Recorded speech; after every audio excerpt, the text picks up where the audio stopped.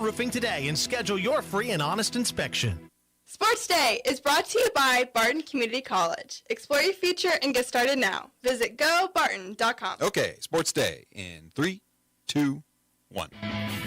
Sean Barry's been a cool customer so far in this game. 6:14 to go, first period. No score. Tigers at the Pitt State 44-yard line. Bear play action fake to Pride. Bear's going to throw it. He gets hit. Yes, he does, but it's a completed pass to Lance Schwed, who's finally run out of bounds all the way down to the 25. I don't know how it's going to work out on Saturday, guys. It's Tuesday right now. We've seen Will play at a really high level and be successful, and then we saw Avery play at a high level and be successful, and so we feel comfortable with both guys. First one to Marsh, swing, and a base hit inside the bag at third. Around third and into score, Real Mutual. Castellanos will stop at third. Marsh is into second. It's an RBI double. It is 6-0. We got a really good lineup, and it's a long lineup, and we're swinging bats really well right now. Started to string some hits together and put up some crooked numbers. So offense comes and goes. When this injury happened, we were kind of in that 4 to 6 week window. Definitely knew the regular season was out of play. It took one day to feel bad about it, and then the next day I was back to grinding. That opportunity for athletes to represent their countries, we understand the desire, what they've spoken out about, and what we'll continue to do is work with the Players Association, and the clubs in the time ahead to determine the process and then work with USA Football and IFAF.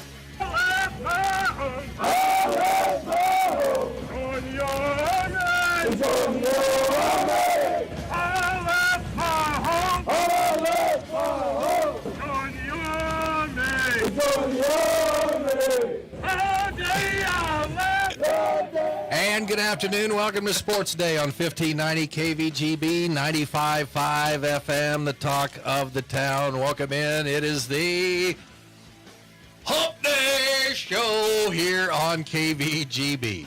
Mike.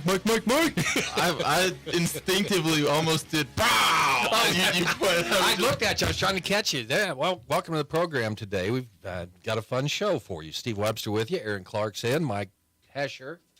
I pointed Mike Corson, and I had to move my sheet so I could see Mike Hesher over there in the corner. He looks sharp with his new haircut. You have to see him. Have you rubbed it? I have not. Do it. It's like, all right. Yeah. It's like a hedgehog. The hedgehog, he's back. No, a hedgehog. If he was a hedgehog, he'd get irritated and it would spike up. But he gets irritated. Well, it spikes up quite a bit during the day. But, I mean, if you touch it when he's not, it's like you're a cat, Hesh, that eats Hill Science Diet cat food. You know, their fur is really soft. Give him the wet food.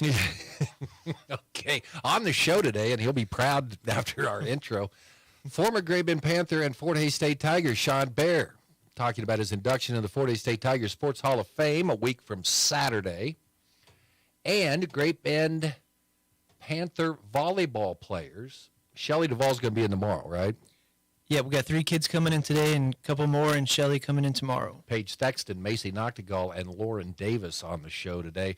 We'll have our Wednesday sports headlines and the sounds of the past 24 hours. Now there are sounds. Okay, our first sound. Who was that guy? 1995, Lewis Field Stadium. Steve Webster with the call on KAYS Radio. As Sean Bear completes a pass to Lance Schwent, takes a hit against the Pittsburgh State Gorillas. They played that year to a 13-13 tie. Sean Bear will be in here to talk about that game and many others that he played at Fort Hays State. Greatest season, I think, of one quarterback that has ever been there. At least I think. I'm a homer on that. Looking forward to that. Do you know where he finished in the Harlan Hill? No. Okay. No. The Heisman of D2. They had to. Well, I understand that. No, yes, I was just for every. Okay. Yeah, I knew you did. I don't think he got the trip to. I don't know where they. I think they just announce it. I don't think you get a trip to go to New York or anything. I didn't. Like that. I didn't know if they released the voting for that or not. Yeah, team went 8-2-2. They only had 2 ties that year. They also tied Western State in Gunnison, which is Colorado, the highest football stadium in the world, at 8,000 feet. Really? You got tired walking up the stairs to the press box there. Trying to train to play at that altitude would be. Well, that'd be rough because you think about like trying to play at Mile High, 4280. No, it's just double. No, Coach Maxwell over at Ellenwood grew up in Leadville, which is even higher than Gunnison. Yes. Comes out here and plays football at Bethany and says, oh, now I understand. So, yeah, it's a different world out there. It is. People are. That's why they're all skinny. Either that or they're dead, man. Well, you always hear Mile High Stadium. Whoop-de-doo. Go a little bit further west, and it gets real. 8,000 feet. Yeah, it was good. Anyway, Sean Bear's coming in. Chris Kleiman talking about his quarterback situation. You're shaking your head, Mike. He says, they both played well. Unleash him. Unleash him, coach. Let him throw the ball more than 9 times. Don't let him slide. Unleash the beast. I think he's got that in mind, but on the other hand, you just come in and yank out your veteran and just bench him right then when you may need him later on in the season. I think Coach K's got it figured out on how he wants to use him. He said it may be 50-50, maybe 60-40, it may be 90-10. It's only Tuesday yesterday. It's like the kid with the donut. If you don't eat this donut, we'll give you a whole dozen. Well, most kids eat the donut. So do I want him to redshirt and get him for 4 full years? Yes, but I also want to enjoy K-State football this year. And he may not be around for that long. That he may be broken like a stick. Yeah. Let's hope not, or he could be in the NFL. Even if they do plan to use Avery Johnson a little more, you don't know how he's going to be passing in that game. If his throwing this year isn't up to snuff and you do have to go back to Will Howard, it's much harder to try to build Will Howard up as if Kleiman had come out and said, Avery Johnson's going to be our guy moving forward. He's our starter. It's harder to build Howard up after that if Avery Johnson's passing isn't where it needs to be this year. Concur. And if you can run in high school, the running's going to be the easy part if you're a quarterback. Instead, I'm just thinking that maybe Big 12 defenses may be more complicated than, say, if you were taking on Andover Central or something like that. Perhaps. And the other thing is no haircuts. You're not allowed to stand over a guy and taunt him, but there's no rule that says as you're running by, you can't give him a little tickle with your blonde curls. Well, if it keeps going, he may be down to his ankles by the time he leaves K-State. The call on KVGB, Brandon Marsh at double left center field. JT Realmuto scores in the bottom of the 6th. Phillies tack on 4 more runs in the 7th. They beat the Diamondbacks 10-0. Rob Thompson, former KU Jayhawk, by the way, the manager of the Philadelphia Phillies. Hey, our offense is playing okay right now. 10-0. 46 runs through 8 games for the Phillies in the playoffs. We may this have year. 2 sweeps out of all this first round, or the ALCS and the NLCS. We'll have game 3 for you tonight. Texas at home, and they'll be taking on the Houston Astros. And Texas is undefeated the postseason. We've got Max Scherzer coming off the DL. And I heard last night, I caught a little bit of that broadcast, I think it was, said Houston does not play well at home, so we'll see if it makes a difference, but probably Texas just hot. Max Scherzer's he's just a workhorse. You know who he looks like? A Dalmatian? Joey Chestnut. Just The hot he's on dog the mound, guy. the hot dog guy. Look tonight. Which one's more iconic, Joey Chestnut or Max Scherzer? Who looks like who in this scenario? Well, probably Max Scherzer, because I'm not in a fantasy hot dog eating That would be a league. one-horse race if you were. Whoever gets the 1-1 in that draft Yeah, but wins if you had the league. if you had a team, though, you had 4 hot dog eaters. You'd have him. You'd be the number 1 pick. But if you're playing in a salary cap hot dog eating league, That's then true. you probably pay him a lot of money. And look, the Angels haven't been able to make it work with Trout paying him all that money. Who's to say you could build a franchise around Joey Chestnut more effectively? Anyway, Max Scherzer says he's ready to go tonight. My little known fact, went up to Milwaukee for a baseball game to see Bryce Harper. Got hit by Mike Fiers the night before, so did not play. Scherzer almost threw a perfect game that day. So almost got to watch history instead in Milwaukee. And the thing you appreciate, he'll go out and give you 7-8 innings. And if he's pitching good, they won't go, well, your pitch count's up to about 102. We need to get you out, Max. Just got to check his hands a lot. Make sure there's nothing on him. No. Quit. What? We got suspended. That's because he's a Vitalis guy. He's an older guy. He wore Vitalis to keep his hair in shape. Peter O'Reilly, NFL executive Peter O'Reilly, saying with the Olympics adding flag football to the 2028 Los Angeles Games, we're going to see some of the iconic NFL stars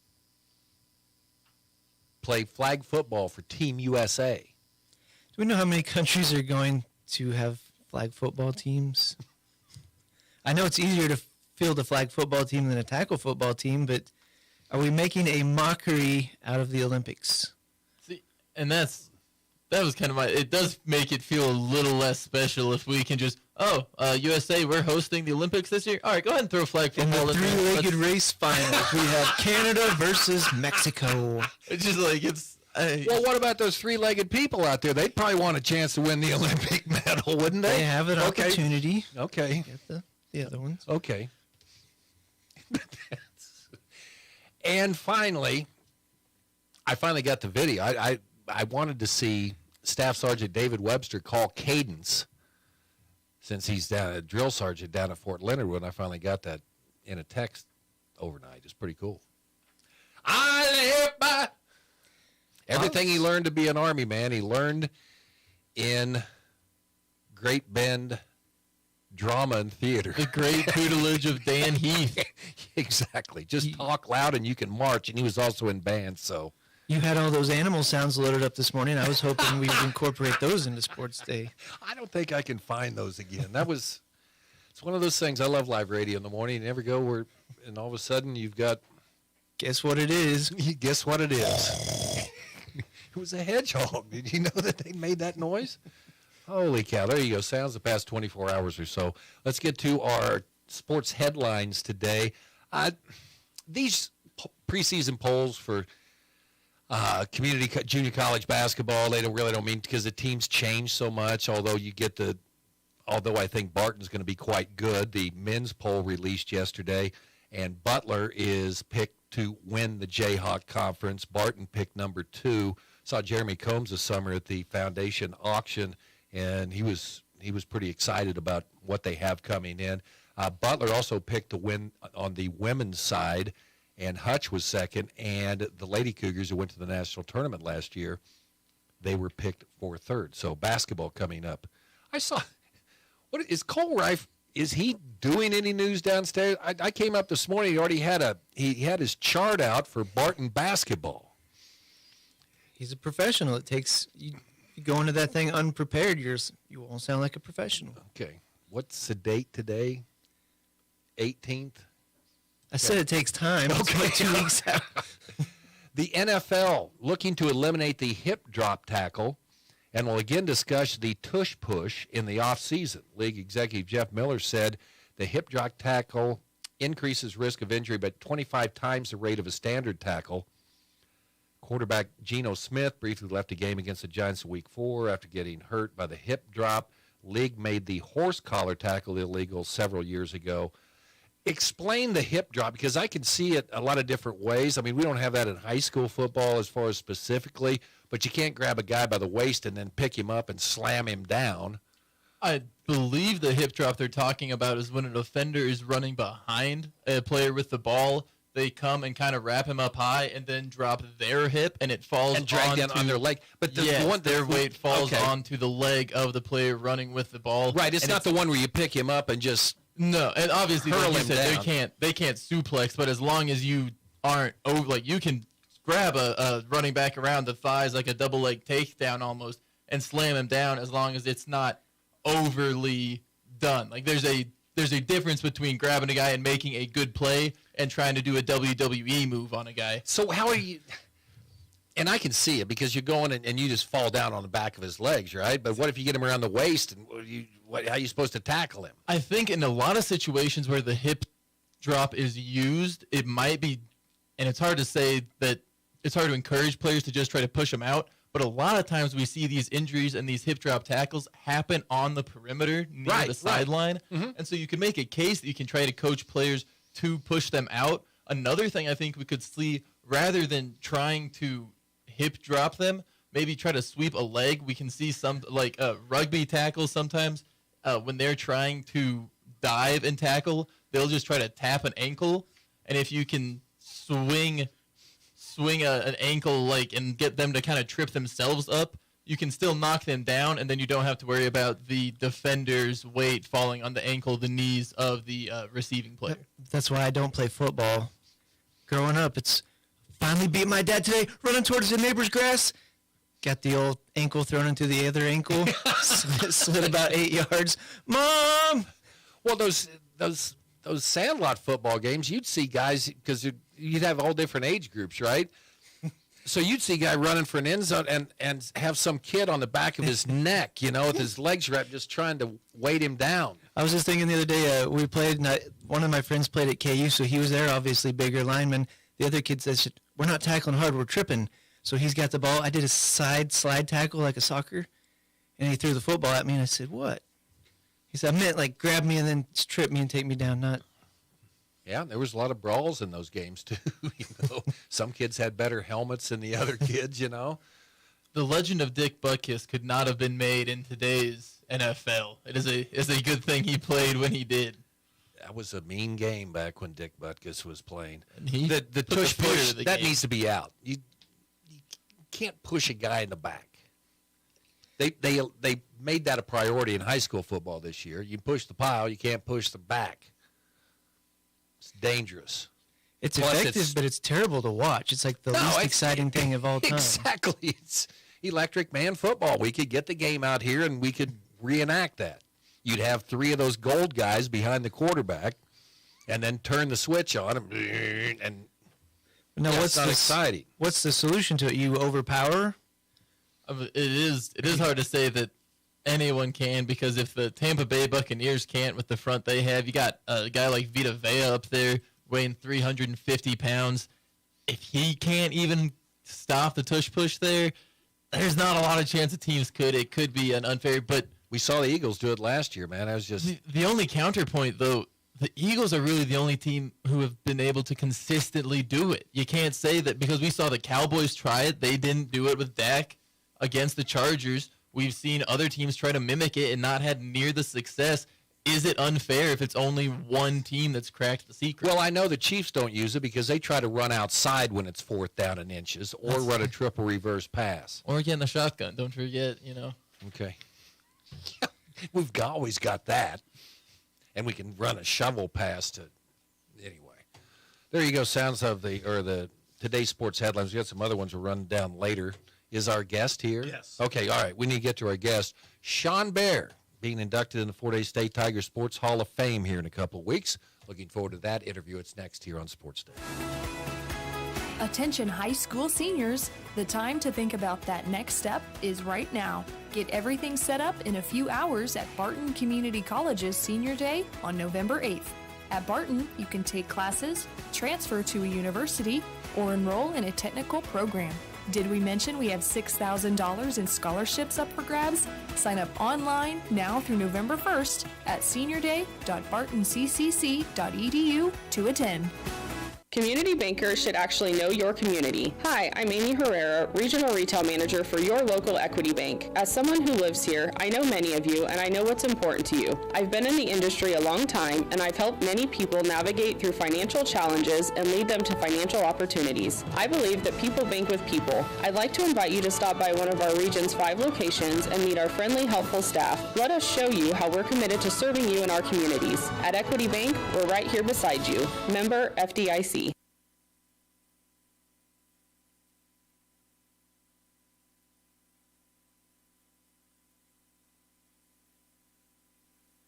Brian Dealer, whatever it takes, and Bauer Computers. Scott Donovan here with Bertie. I'm excited. Can't wait for everybody to come in and see all of our unusual stones. One of the things that we were looking at is the Air Cross. Yes, it is. It's really cool. It's one that it's 2 pieces, and it actually, in between, it's the shape of a cross, so you look right through it, and it's gorgeous. It really is. One of the really cool ones that we just did was a Mickey Mouse, and we just got it set. The family knew that she loved Mickey Mouse last forever and ever. So we did it, and it's set, and it's gorgeous. Y'all have to come in and see pictures. What an incredible tribute. Come on in today before 4 o'clock, all right? 4 o'clock, and get yourself qualified to win $10,000 on December 16th. It's the Shop It Up with the Holidays $10,000 shopping spree. Good luck.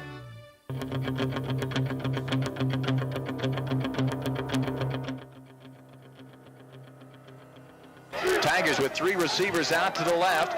And Emmett Pride, the tailback. Bear wants to throw, has some time. He's going to air it out, looking down the sideline. Lance Schwinn is open, makes a catch at the 10-5. Touchdown, Fort Hays State. 52 yards. There are no flags, and the Tigers have stunned the Gorillas in the first quarter. Welcome back, Sports Day here on KVGB. Remember that play? I do remember that play. Yeah, It was a seam down the middle. We looked Coach Chris Brown off. He bit on the shoulder fake and vacated the middle of the field, and we threw it right behind him, and Schwint was wide open. Sean Bear in with us. Great to have you come over here today. Thanks for having of course, me. this is like a personal one. I gotta watch all those games. I always compared you to the Ben Roethlisberger of college football, standing strong in the pocket. But congratulations, man. How'd that make you feel when Curtis Hammocky called? I had to tell him, can you call me back in about 5 minutes? It caught me off guard. I didn't know for sure if I had actually heard it correctly. He was one of my coaches coming up through the ranks, and I didn't want to be a blubbering idiot to him. So I said, actually, can I call you back in 5 minutes? So I gathered myself, wiped the surprise off my face, and called him back, and here we are. I called that season in 1995. That was Lance Schwint was one of them, but you had 3 unbelievable receivers, and there wasn't a lot of short stuff. I mean, you guys went deep. We could throw it around. In my opinion, as a group, that was probably the best receiving corps in the nation. We had Xavier Brown and Con Powell. Both of those guys went on to play in arena ball. Frank Martin. Tigers with 3 receivers. Probably one of the fastest of the group. And, of course, Lance Schwint, I think he made it to like the second cuts of the Denver Broncos training camp. So as far as a group, man, I fell into a situation that you couldn't ask for anything better. Targets all over the field. It was a fun team to watch. And the 1995 season, you ended up tying 2 games. That Pittsburgh State game, Fort Hays hadn't beat them since Robert Long was the quarterback. You guys ended up tying them, and I think they went on and won the national title that year, beating Texas A&M Kingsville. They actually they finished runner-up to North Alabama. Okay, all right. I heard Clark asking if I had won the Harlan Hill, and I think that year it went to the North Alabama line. Were you nominated, though? They never really tell you. Yeah, okay. At the Division II, it's not like the big star-studded. Yeah. At Division II, they probably delivered a postcard and to tell you, but I don't know. Well, I think that Kingsville had like an offensive lineman later on. One played for the Eagles. That was a pretty good team that you played. Al Harris. Yeah, yes, Al Harris was on that team.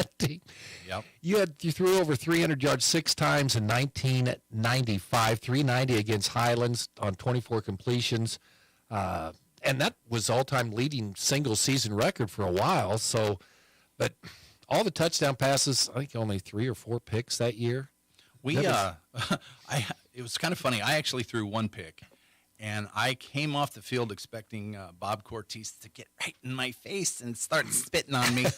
And I got to the sideline, and he was nowhere to be seen. And I looked, and he was yelling at the defensive coordinator that he never showed me that look all week long, and that pick was his fault. So I was like, hey, I got the big guy on my side.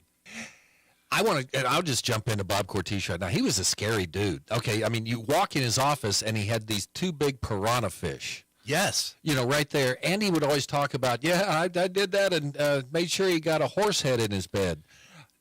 That's Italian there. I mean, he is straight from the Bronx. And I can remember the first time walking into his office to talk football because I walked on to the football team. Yeah. And I can remember going in there, and you're right, he was feeding his piranhas. And he was, isn't this something to watch? And these piranhas were just annihilating these poor minnows. And, and here he is. He's a Bronx. I think he was a boxer. in the Navy or something like that, and all of a sudden he's got this really high pitched voice and these Coke bottle bottom glasses, and you almost want to laugh when he talks, but you don't know what he's capable of. Yeah. But just an outstanding coach, just unbelievable. You know, there was a time I was on a radio show and they were interviewing me, and I said, well, Bob Cortese, and you called the games during that time frame. He was known for double tight, full house backfield. We're going to run it down your throat. You know, nobody passes the ball. And all of a sudden that year, he changed. Yeah. Something, you know, obviously his personnel changed, but he changed, and man, it was fun. It was absolutely fun. And for him to actually have the knowledge, I mean, that's hats off to him. So he was watching films from somewhere to be able to switch from, you know, a full house backfield, running it between the tackles, to all of a sudden airing it out. So, but he was an intimidating guy, and I wanted to bring him up today because people may not know about. But there were only 3 players that I ever saw talk back to Bob Cortese. Jose Salcido was one of them. Oh yeah. You were the other one, and it was very entertaining to see. Say the game at Adams State.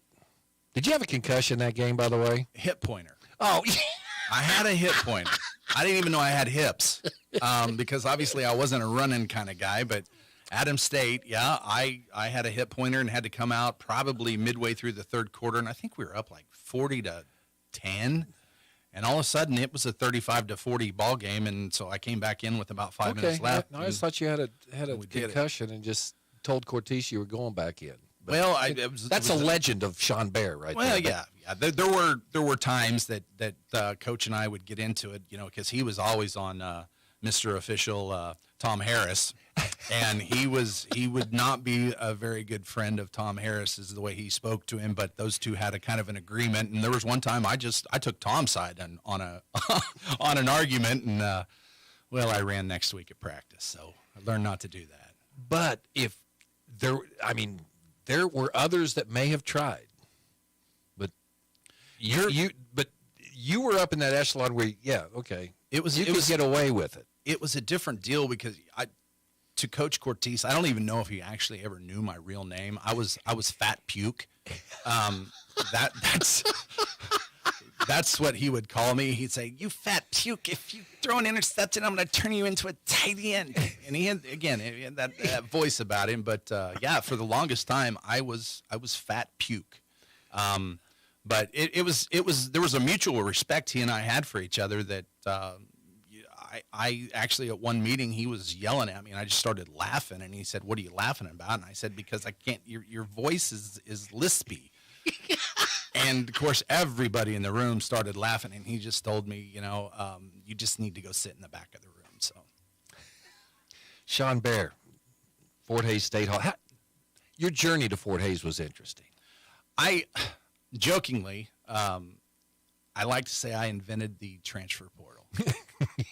Out of high school, Brian McNeely was a head coach football at Garden City Community College, and I had signed to go play football with Garden City. That summer in American Legion, I was pitching one evening, and a scout came and talked to me, and I had a really good night and had extra juice in the arm, and he kind of convinced me that maybe baseball should be something that was in my future. And so I got a hold of McNeely, and of course went out with the skipper and Curtis Hammocky up on the hill and played baseball at Barton County. That first semester, ran a lot of foul poles because that's what pitchers do. Is you run foul poles. Totally missed football, and then I got a magical call one evening at Christmas, and Brian McNeely had got the head coaching job at Idaho State, and was offering me a full ride to come up to Idaho State and be his quarterback. And they had a dome, Division I full ride, and I'm because I had missed football that much. And I played up there for 2 years, and then I came back one spring break.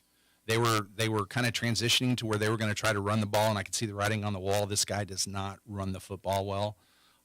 So I had talked to Coach Hammocky at the baseball field over at Larks Park, and unbeknownst to me, he had to actually, due to NCAA rules, let the my current school know that I had spoken to them. And so when I returned back from spring break, the writing was kind of on the wall that I had been demoted. And so I decided, well, I'm going to be promoted, and I'm just going to go back to Kansas and go to Fort Hays and play baseball.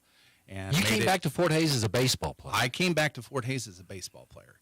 And I made it 3 weeks into the season, ran a heck of a lot of foul poles again. You don't like foul poles, I do you? don't like foul poles. I don't like running, period. You know, if I can throw it, I'll throw it, but I don't like running. I won't walk to a trash can. I'll throw the thing in the trash from a distance. But I had to tell Coach Hammocky that I really missed football and I wanted to get back to it. And that's when I went and talked to Bob Cortese and his Piranhas. And I walked on and I sat behind another Hall of Famer, Dustin McEwen from Norton, and I watched him, the way he ran the offense, and just waited my turn and stepped in and made it happen the following year. So quite It's a got to journey. make you proud because, you look at that 93 team that almost should have beat Cal Davis out there and let a big lead. That 93 team was unbelievable. 94, 95 offensively, the defense probably could have been a little bit better that year. But the defense was actually pretty salty. Salcedo, he ran a tough ship, and in fact, when we tied number 2 at the time, Pittsburgh, at Hayes, it was a 13-13 tie. I don't think they would ever been held under 20 points the rest of the season. And one of their touchdowns actually was a pick six that I threw. So the defense played amazing, but our defense was pretty sound. But there again, our offense, you mix the two together, a really strong defense and a potent offense, and you can make some fireworks. And I would argue that was probably the part of the problem at Adams State. That was at 7,000 feet of elevation. You guys scored so fast. The defense was out there the whole first half. It ended up a 50-47 game. There was a time, and of course, Con Powell was our fastest receiver, and he caught a pass deep. And I don't know if you remember, but he was in the clear and he was going, and the linebacker from the other side of the field came all the way across and caught him from behind, just because he said he just couldn't breathe those last 20 yards. So, you get out there and that happens. There's nothing like training at altitude, and in the RMAC, that's what you did, is you went and played in altitude. Bob Cortese would actually pull the bus over in the mountains. At Gunnison, for sure. You don't want to walk up that hill to the field. No, not at all. And it was the Gunnison trip that he pulled the bus over. He said, boys, get out, and we're going to drive up here a little ways, and you guys, I want you to jog to the bus. Well, pretty soon we couldn't see the bus anymore. He had pulled like 2 miles up, and we had to jog in the mountains along the highway to boot. Just crazy stuff. I think that's the week that we had a blizzard in Hayes, and Coach decided he was going to show us how tough he was and didn't wear a shirt all practice. And I think there was a Bigfoot sighting in Hayes, America that day. But no, the elevation definitely made things tougher, without question. Sean Bair going into the Hall of Fame in 2 weeks up at Fort Hays State University. We'll have more with, well, I'm not going to call you that. That's Coach Bair. I'm not going to pull that from Fort Hays. I like that. I like that. The fat puke. More Sports Day after this. When it comes to car maintenance, it's good to know a local guy that can get things done. The Eller family has been in the auto repair business in Great Bend forever. Greg Eller continues that long tradition of helping people. Eller Automotive Repair specializes in wheel alignments, oil changes, and general maintenance for all makes and models of cars and small trucks. Open 8 to 5 Monday through Thursday, 8 to 4 Fridays. Eller Automotive Repair at 915 Morton, right behind Great Bend Appliance, Furniture, and Sleep Source, 10th and Morton. Hey everyone, this is Cole Wright, voice of the Barton Cougars. Attending sporting events for Barton Community College is great, but did you know you can support the athletic teams even further by getting involved with the Cougar Booster Club? The Boosters help with fundraising for equipment and facility upgrades to give Barton athletes every opportunity to keep succeeding at the regional and national levels. Join the Cougar Booster Club as an individual or business. Call 620-792-9377. Become a booster today. Go Cougars. Central and Western Kansas residents, are you looking for a new vehicle? Marmy Auto Group can make it happen. Marmy Auto Group includes Ford, Chrysler, Dodge, Jeep and Ram, Chevrolet, and GMC. Marmy Auto Group, your Central and Western Kansas dealer, has new and pre-owned vehicles, or we can special order your vehicle today. If your existing vehicle needs serviced, Marmy's award-winning service department can help. Come to Marmy Auto Group on 10th or marmies.net. Marmies, make it happen. It's Sports Day on 1590 KVGB and 95.5 FM. Presented by Barton Community College and the Cougar Athletic Department. This is Bear Week on Sports Day. We've got Kaya Bear coming in tomorrow for Great Bend Panther volleyball. I know you're really proud of her. Doesn't she do a good job? Yeah, that's. Oh, she's a great talker. Oh yeah. She gets that from me, I think, obviously, and you know, her looks from her mom and that sort of thing, and hopefully, you know, her mom's brains. But she's a good kid. I'm just amazed that you have brought Fat Puke to the radio here. You know, that could come back and haunt you a little bit. How did I get number 34? I was a quarterback. I wasn't. Now, come on, Webster. You've been talking about number 34 every time I ever hear you on the radio, and I'm brought up. Oh, number 34. Okay, 34. I've never seen a number 34 throw for almost 40 touchdowns in one season. How'd you get number 34 there, Coach? 33 wouldn't fit. In all honesty, that's exactly how that happened. You know, again, at a D2, you don't have a big budget. They're not a big budget program, so they can't obviously alter number 12 or number 17, which was my preferred numbers. So I started going through numbers to try to see if they would fit over my pads, and I could breathe.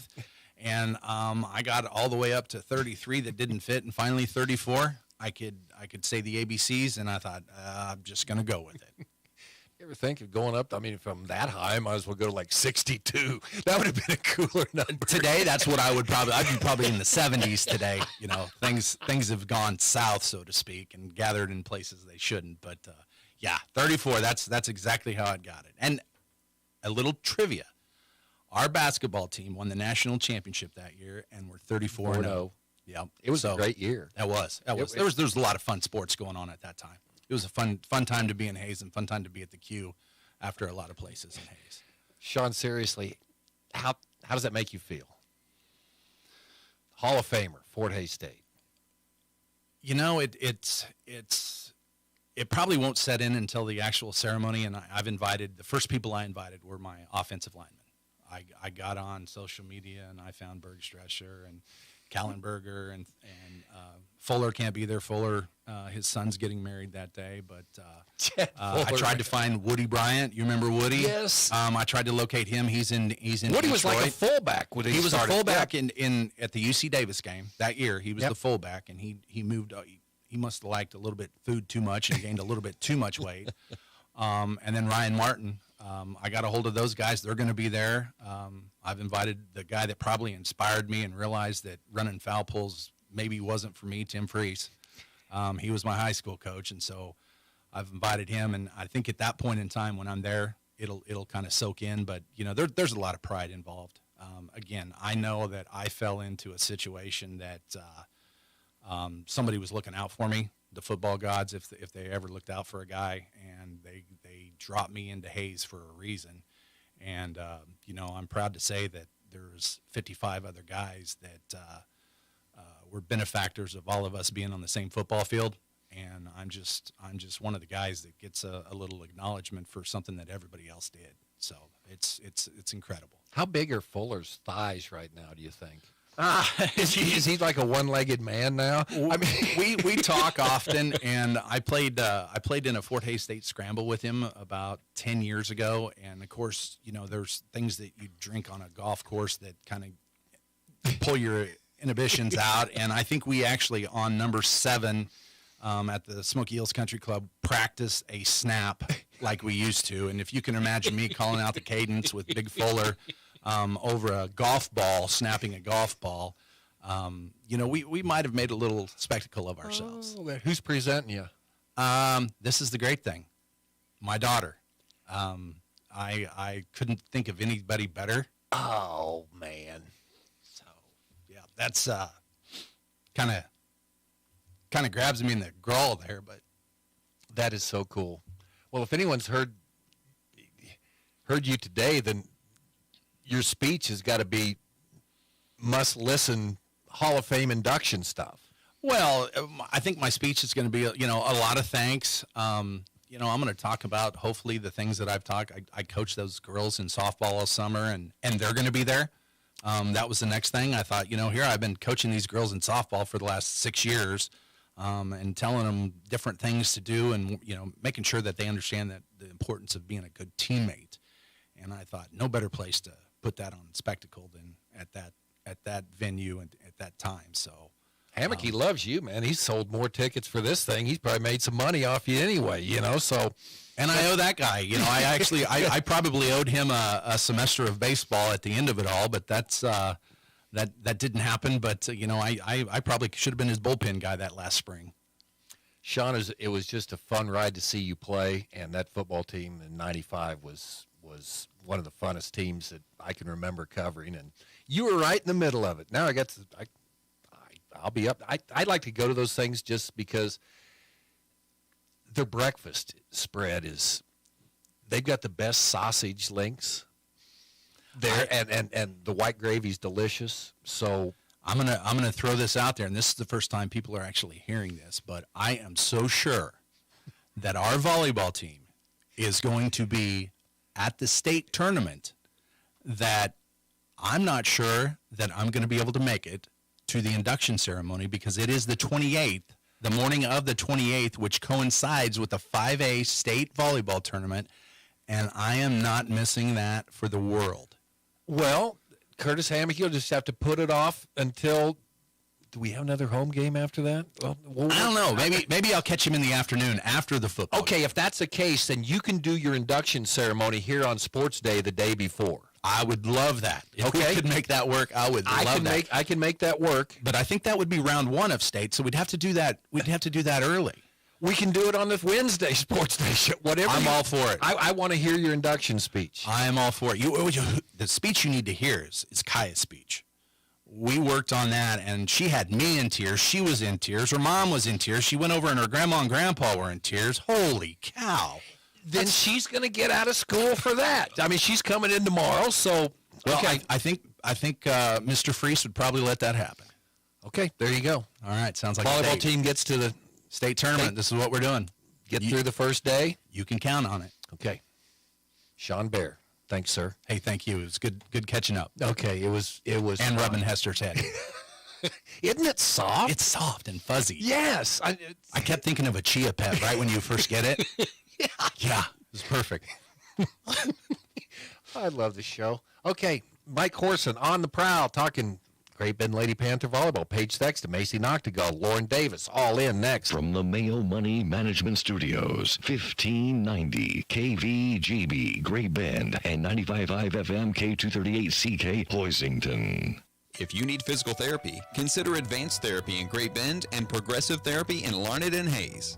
Hi, my name is Dalton Jones, a patient that I helped. She came in with chronic back pain that she'd been having for years. After several weeks of showing her exercises, several different interventions, we were able to get her back to where she can do her shopping without leaning on the shopping cart at all. You don't need to hurt. Physical therapy can help. Call Advanced or Progressive Therapy in Sports Medicine to explore your treatment options and get your life back.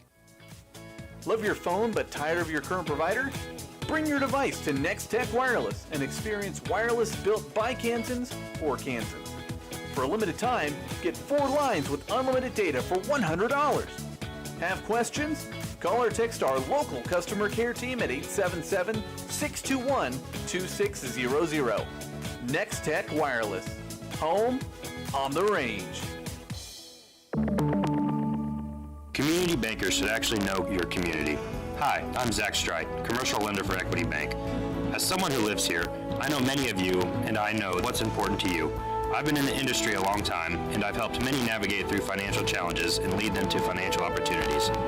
I believe that people bank with people. I'd like to invite you to stop by one of our region's 5 locations and meet our friendly, helpful staff. Let us show you our commitment to serving you and our communities. At Equity Bank, we're right here beside you. Member FDIC. Sports Day presents On the Prowl with Mike Corson, an inside look at all the sports taking place at Great Bend High School. Welcome back to Sports Day, 1590 KVGB, 95.5 FM. Getting in the Halloween spirit with some volleyball players today. We've got seniors Paige Texton, Macy Noctegal, and Lauren Davis. How are we heading into Sub-State week? I don't know. I think we're super excited. Obviously, since we get to be at home on our own home court. That's a pretty big deal, I think. I hope so, and I hope people show up to support you girls. Let's start with just a quick statistic here because we've talked about the back row senior led all year. Macy, 340 digs. Paige, 223. Lauren, 170. So between the four of us, that's 47% for the whole year. Just wanted to throw that out there. It's a nice senior class. So let's go back out to WAC because it was big. It was big for a whole lot of reasons. Sometimes I say the WAC is only, 5 teams, so, when you win WAC, well, it's only 5 teams. On the flip side of that, Great Bend had not won a WAC title 20 years. Was the expectation to go out there and finally bring one home? I think it was. I think that had been a goal for us all season. Like that first practice, we were already talking about it.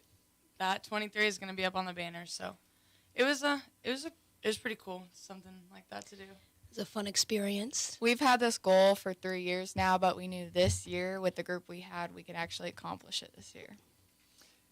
And you've beat most of those schools, but you were coming off a loss against Smith Center. Haven't lost that many times, so it's not like you're used to it.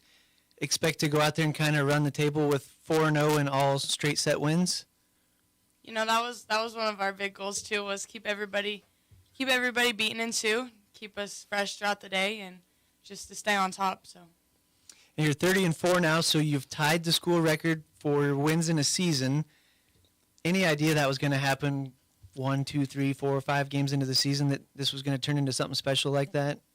I don't think we knew we were going to beat a record at all. Yeah.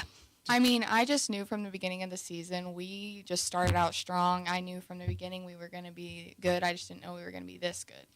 And then the 4 losses you guys have, they're all 3 setters. I think most of them very competitive sets. Not that you regret it, but is there a sense there that we're 30-4, but we could be something else? Oh, yeah. We've talked about it after every loss. That Manhattan one, we're like, God, that should be a 0 in the loss column. And then after the next 2, we thought the same. And then that Smith Center one, we still were feeling that sense that it could have been a 0. But, it's sometimes they're needed. I feel like we needed that this season. Get them out of your system before it counts. Mm-hmm. Yeah, now Smith Center, I think they've been number 2, but a lot of people think Smith Center is the Class 2A favorite, and Class 2A is pretty loaded this year. So obviously, Sub-State coming up this weekend. Going to open up 2 o'clock Saturday afternoon at Great Bend High School against Salina Central. I think they're 13-19. Do you like to see a team that you have not seen this year? Most definitely. It's a fresh team to play, someone we can, because if we were to play Hayes, we've played them already twice, and it's hard to beat a team 3 times. So it's a good thing to play someone we've never seen before. And we'll talk about records. So, when your team that you cover is 0-19 or something, you say, throw the records out the window. Now you're on the flip side of this where you're the top dog, 30-4. They've got a losing record. How do you handle overlooking? We try to not worry about the records because they could have a harder season than us or flipped around. So we try to not worry about the records and just play our game. Talking to Lady Panthers seniors, Paige Texton, Macy Noctegal, and Lauren Davis. Second round matchup. You guys went down to the Wichita area and was 0-2. Was it campus? And Goddard Eisenhower, yeah. So the other team, number 6 seed overall in the West bracket, is Andover. They're 26-8. Obviously, you got to get past Salina to begin with. So any looking at Andover at this point? Well, yeah. If we win the next, then we got to be prepared for who's coming next. So we've been looking at some film on them, just studying them. So it's all about being prepared, I think. Any chance that Hayes is the other team in the 4-team bracket? Any chance you'll get a third match against Hayes? I mean, you never know. Volleyball's a crazy sport. Could be their day, could not. All kind of depends who showed up to play that day. Yeah. And then the other one for me, I've seen it so many times. The team that plays through has all the momentum. You guys are opening, then you're going to have that second match off to watch. Do you like that setting better than maybe getting that second 3 o'clock start? Oh, yeah, we can definitely, we can watch the Andover and Hayes game so we can, see what we're going to play, what team showed up that day, so we have an idea of who we're going to play next. And I'm not quite the historian I want to be. Not sure over the last 3-4 years, have you guys been part of a sub-state at home? No, last year we were at Hutch. Yeah, I think our freshman year though it was at home. So you guys may be in the stands or maybe even on the bench in some. What are you looking forward to? I know you've had pretty good crowds in the few matches you have had at home this year. What are you looking forward to this weekend?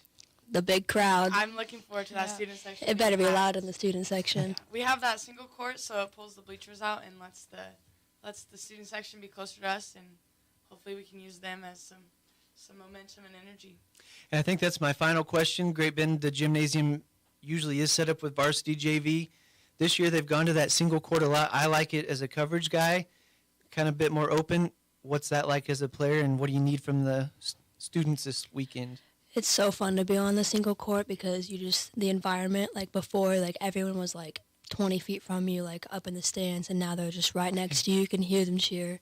And like when we cross, like we switch sides, sometimes they come down and just give up high fives. And it's fun to experience. Are they going to have the radio table down there? The fakers? Hope so. Hope so. Seniors Paige Thexton, Macy Noctegal, Lauren Davis, Lady Panthers 30-4, 1 win shy of a school season record, 2 wins shy of a state trip. Good luck, Lady Panthers. Thank you. Thank you. More sports day after this. Barton Community College helped me get a jump start on college with early college opportunities. With Barton's help, I earned my degree at the same time I graduated from high school. You can take classes on campus, online, and even at your high school with teachers you already know. With tuition rates starting at $50 per credit hour for select Kansas high school audiences and scholarship opportunities, it is easier than ever. Barton Community College helped me get one step closer to my dream, and it can help you too. Learn more at highschool.bartoncccc.edu. Extend the life of your equipment with Cenex Premium Greases. Engineered with quality-based oils and well-balanced formulas to protect equipment in a wide range of temperatures and tough conditions. The Cenex line of grease products offer excellent rust protection, water resistance, and anti-wear properties to extend equipment life. Cenex Grease delivers the dependability you need to keep your operation running like a well-oiled machine. Contact American Plains Co-op Fuel Department in Great Bend, your certified Cenex distributor today. Venture Corporation is a homegrown company with almost 50 years of experience in asphalt, paving, and construction, and they need equipment operators, mechanics, and CDL drivers. Venture offers many benefits, including 401k and Blue Cross Blue Shield health insurance.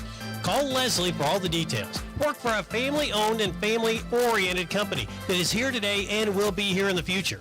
Venture Corporation, South Highway 281, Great Bend, is an equal opportunity employer. Now, in its second decade, it's Sports Day on 1590 KVGB and 95.5 FM. Presented by Barton Community College and the Cougar Athletic Department.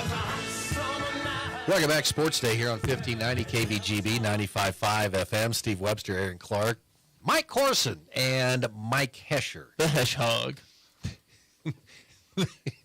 Your hair, man, everybody's going to want to rub it, Hesh. I've never heard that little bump play. Is that Meatloaf you got there? Yeah, little Meatloaf. Yeah. You like that one? You bet. Okay. Meatloaf. Great Bend against Salina Central, 2 p.m. Saturday. Followed by Andover and Hayes. Winners meet for the chance to go on to the state tournament. That's kind of interesting that, Sean Bear gets inducted into the Fort Hays State Tiger Sports Hall of Fame. His daughter's going to do the presentation. But they could be at the state volleyball tournament. We plan on that. So, we have the invitation out. If that happens, we will have the presentation of Sean Bear and followed by his induction speech live here on Sports Day the following Monday. How about that?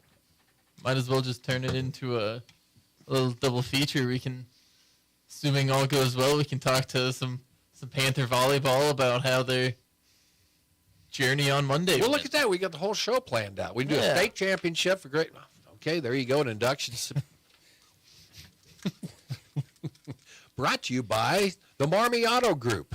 Hey. Steve Davis is dancing up and down and said, well, yeah, I bet I can make that happen. What is happening with these brackets? Still nothing. 3A is out. You got Hoisington. Hoisington will play at 2 p.m. Oh, that was match 1. I thought it said March 1. I said, well, we got to wait a ways for that. Hoisington will play Larned on the West Court at 2 p.m. 20 minutes after that, in the same bracket, number 4 Goodland, 20-15 against number 5 Colby. The other 4 teams in the bottom side of the bracket will be playing on the East Court. I'm sure you'll be able to figure it out if you get there at 2 o'clock. Lakin, 26-10. They're the 2 seed. Southwestern Heights, 9-27, the 7 seed. And then Holcomb, 23-10, the 3rd seed. Cimarron is the 6th seed. Is that Colby Goodland game? Is that in Mountain Time or? Well, it's in Hoisington. You know where Hoisington is, right? Yeah, I know where Hoisington is. Just both those schools got to make sure we're on the same page. Okay. Well, that would be true. They would have to pay attention to that if they were coming this way. 2A sub-state, this will be at Sterling. Okay. Ellenwood is the 2 seed. They're 28-7. They play Sterling, the 7 seed. That'll be in the South Gym at 2 p.m. And on that side of the bracket, El Saline's the number 3 seed, 21-15. Sacred Heart, the number 6 seed, they are 12-16. Top bracket, Inman's number 1 seed. I've seen that sophomore they have is pretty impressive. They haven't checked out the strength of schedule there. I think Ellenwood caught a break by escaping Smith Center. Then you get Inman as a reward. So hopefully Inman's a little easier than Smith. Yeah, and it's the other side of the bracket. So 32-4. Hutch Trinity is the number 8 seed. Garden Plain is the number 4 seed. And Medicine Lodge is the number 5 seed. The kicker in 2A is you've got Sedgwick and Hillsborough going at it, and that's probably 2 of your top 3 teams in 2A. So if you can get to that final bracket, a little bit less competition. Okay. How about Sean Bear? Wasn't that good? I thought it was incredible. It was. I want to hear his induction speech. I want to hear it too. It's like having Bob Uecker on the old Johnny Carson Tonight Show. And we need a hard to say that we're gonna have to hear it somehow. We're not letting him get out of it because it sounds too good to miss. It's crazy how well he's able to recall some of those games that he played in that long ago, but still seems to remember vivid details about it. I thought you guys were going through some we're games, not going ancient. through some We can still remember those things. Still impressive the level of detail, and I thought it was a very, very insightful interview.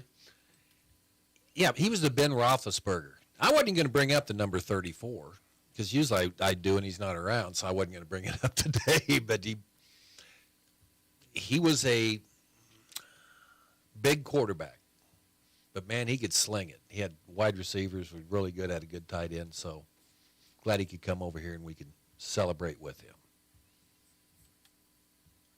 I was just thinking back.